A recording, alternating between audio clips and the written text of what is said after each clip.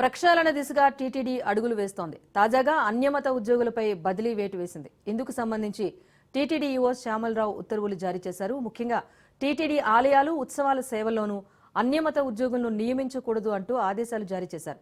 అలాగే 18 మంది అన్యమత ఉద్యోగస్తులకు పరిపాలనా శాఖలో విధులు కేటాయించారు.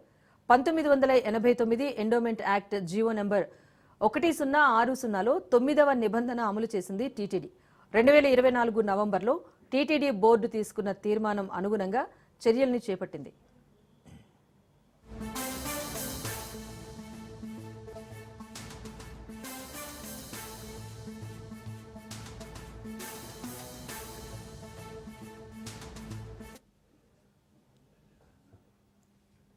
మొత్తానికి తిరుమల తిరుపతి దేవస్థానం అన్యమత ఉద్యోగుల విషయంలో పూర్తి స్థాయి ప్రక్షాళన దిశగా అడుగు ముందుకు వేస్తోంది. దీనికి సంబంధించి ఎండోమెంట్ యాక్ట్ ను కూడా ముందుకు తీసుకొచ్చింది. దీని ప్రకారం కూడా ఎక్కడెక్కడైతే ప్రధాన సేవా ప్రాంతాలు ఉంటాయో అక్కడ అన్యమతస్థులు ఉండకూడదని తీర్మానం చేసి మరి ఉన్న ఉద్యోగస్తుల్ని కూడా వేరే ప్రదేశాలకు ట్రాన్స్ఫర్ చేసే అవకాశం కనిపిస్తోంది. అయితే పూర్తి స్థాయిలో ప్రక్షాళన దిశగా టీటీడీ అయితే చర్యలు తీసుకుంటోంది. దీనికి సంబంధించి అప్డేట్ మా ప్రతినిధి సురేష్ అందిస్తారు. సురేష్, చెప్పండి, పరిపాలనా శాఖలో అన్యమతస్థులకు విధులు కేటాయింపు జరగవచ్చని చెప్తున్నారు.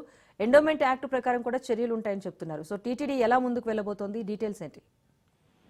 రైట్ రాజేశ్వర్, ఏదైతే కూటమి ప్రభుత్వం అధికారం చేపట్టిన తర్వాత తిరుమల తిరుపతి దేవస్థానం పాలక మండలి చైర్మన్ గా బిఆర్ రాయని నియమించింది. ఆ తర్వాత ఆయన వేగంగా పాలక మండలి నిర్ణయాలు తీసుకుంటున్నారు. దీనిలో భాగంగా అన్యమత ఉద్యోగులను రాష్ట్ర ప్రభుత్వానికి లేదా బీఆర్ఎస్ తీసుకునే విధంగా తీర్మానం చేశారు. నవంబర్ నెలలో జరిగిన పాలక మండలి సమావేశంలో ఈ నిర్ణయం తీసుకున్నారు. దీనికి అనుగుణంగా చాలా మందికి కూడా నోటీసులు, మెమోలు జారీ చేశారు. అయితే చాలా మంది, కొంతమంది బీఆర్ఎస్ కి, మరో కొంతమంది మేము బదులు అవుతామని అంగీకారం తెలిపిన నేపథ్యంలో మరో 18 మందిని తిరుమల తిరుపతి దేవస్థానం అన్యమత ఉద్యోగులుగా గుర్తించింది.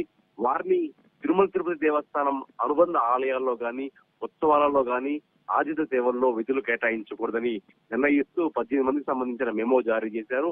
తిరుమల, తిరుపతి ఇతర దేవాలయాల్లో కూడా పనిచేయించకుండా కేవలం పరిపాలనా భవనంలోనే విధులు నిర్వహించే విధంగా కొత్తగా ఉత్తర్వులు జారీ చేశారు.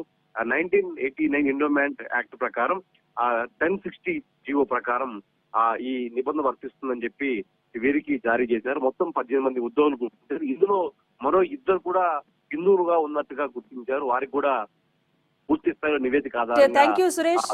మొత్తానికి చూస్తున్నాం, తిరుమలలో అన్యమత ఉద్యోగులకు సంబంధించి అయితే టీటీడీ యాక్షన్ షురూ చేసింది. తదుపరి సమాచారం కూడా కొనసాగుతుంది.